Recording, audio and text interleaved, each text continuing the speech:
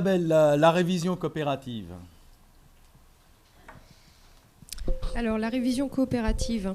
Donc, l'idée, c'est de remettre les principes coopératifs au cœur de la gouvernance des coopératives, pas que les scopes, parce que nous, on pratique déjà la révision.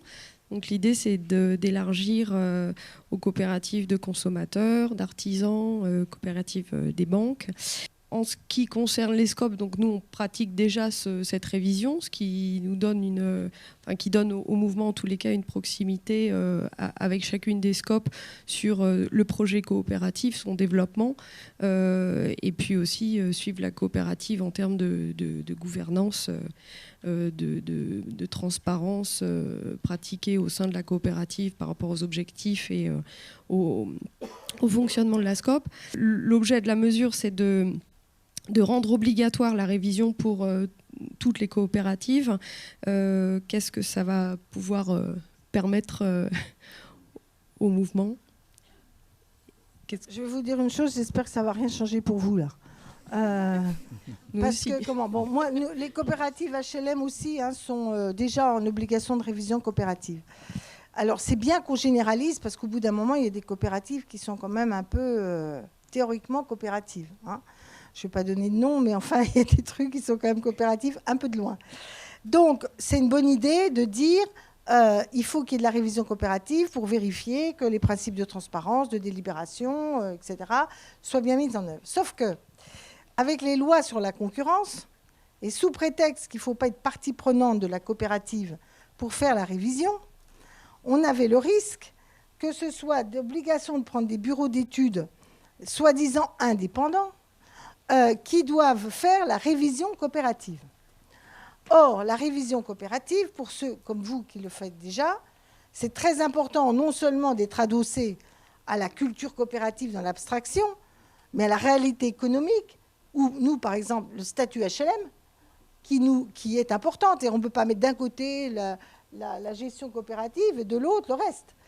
Donc, on a essayé de veiller à ce que la révision coopérative puisse être faite par, certes, une structure qui ne soit pas directement partie prenante. On ne s'auto-contrôle pas, on ne s'auto-révise pas, mais qui soit quand même assez liée au mouvement coopératif concerné pour que c'est de la pertinence avec de la distance, mais de la pertinence. Et pas des bureaux d'études qui vont prendre des machins logiciels tout faits d'avance, regarder combien il y a eu de réunions de conseil d'administration, si tout le monde... Vous voyez, il faut qu'il y ait aussi une appréhension de la vie économique de la structure. Ni audit économique pur, c'est-à-dire ce n'est pas un truc de compta d'audit économique, ni une révision purement formelle sur le mécanisme coopératif.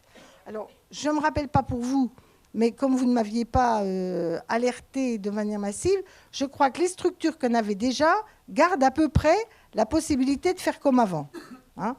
Même si on doit nous-mêmes, dans le mouvement coopératif, s'interroger sur le fait qu'il faut qu'effectivement nos réviseurs restent assez, quand même, un peu distancés des structures pour pas non plus par facilité, pour pas faire de peine au copain qui est membre de l'URCOP machin.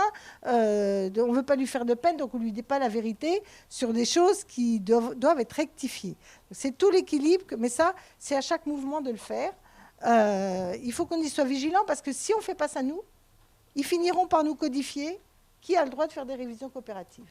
Donc ça, c'est plutôt le mouvement qui doit se prendre en main. Alors, pour être sûr que la révision coopérative fasse l'objet d'un travail un peu culturel commun au monde coopératif, on a réinstallé dans la loi le Conseil supérieur de la coopération.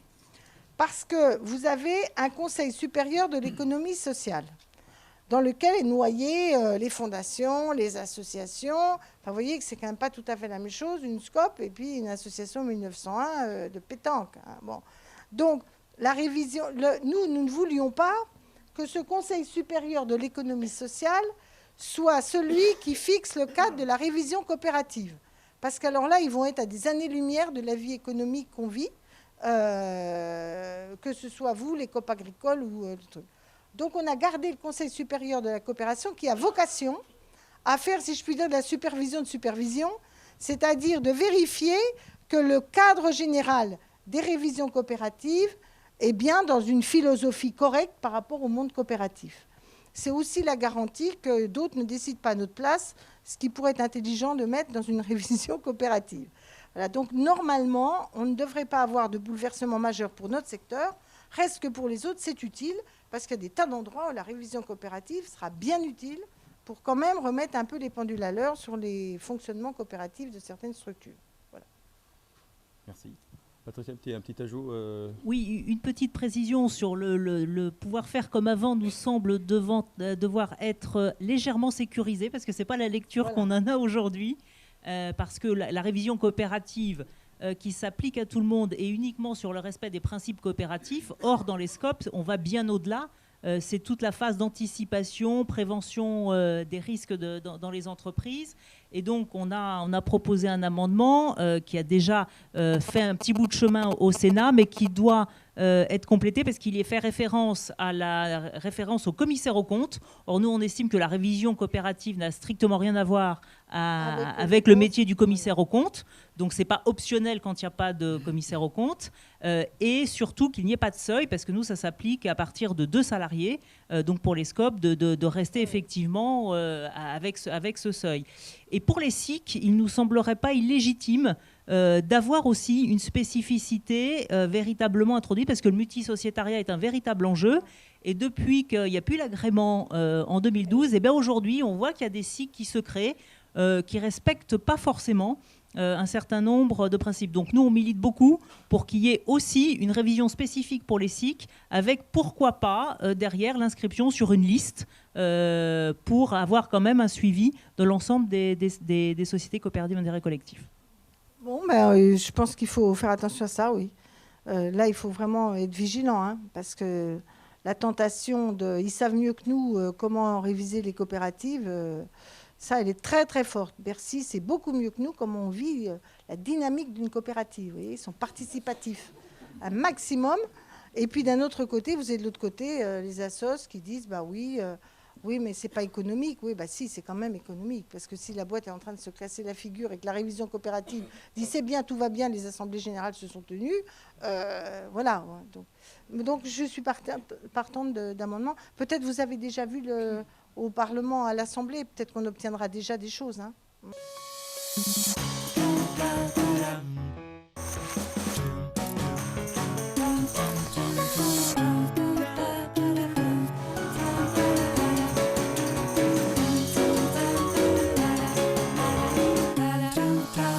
Down.